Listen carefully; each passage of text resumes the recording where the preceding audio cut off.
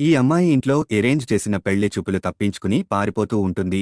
వీళ్ల డ్రైవర్ ఈమెను ఇంటికి తీసుకెళ్లడానికి ఫాలో అవుతూ ఉంటాడు. ఇంతలో డ్రైవర్ ఈమెను ఆపేస్తాడు.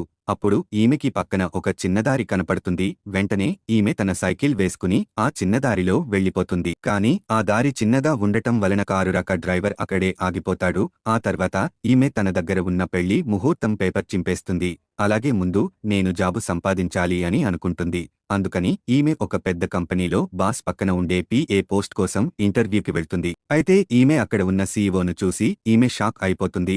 ఎందుకంటే ఈ అమ్మాయి 2 రోజుల క్రితం తన స్నేహితురాలి బాయ్ ఫ్రెండ్ కారు అనుకుని ఈ కుర్రాడి కారు మీద సుద్దపోస్తుంది. కానీ ఈమె స్నేహితురాలు ఆ కారు కాదని ఫోన్ చేసి చెప్తుంది. దీనితో మిస్టేక్ అయిందని ఈమెకి అర్థం అవుతుంది. ఇంతలో పారిపోవడానికి ప్రయత్నించగా సీఈఓ కుర్రాడు ఈమెను పట్టేసుకుంటాడు. అప్పుడు ఈ అమ్మాయి ఈ కుర్రాడికి క్షమాపణ చెప్పి పొరపాటు పడి ఇలా చేశానని చెప్తుంది. అలాగే ఆ కారు తుడుస్తూ ఉంటుంది. ఇంతలో ఈమెకి తుమ్ము వచ్చి తుమ్మగా ఆ సుద్ద అంతా ఈ కుర్రాడి మీద పడుతుంది. అప్పుడు ఈమె భయపడుతూ ఉండగా ఈమె అమాయకత్వం చూసి ఈ కుర్రాడు నవ్వుకుంటాడు. అయితే ఆఫీస్కు వచ్చిన ఈ అమ్మాయి తన ముఖం కనపడకుండా దాచుకుంటుంది.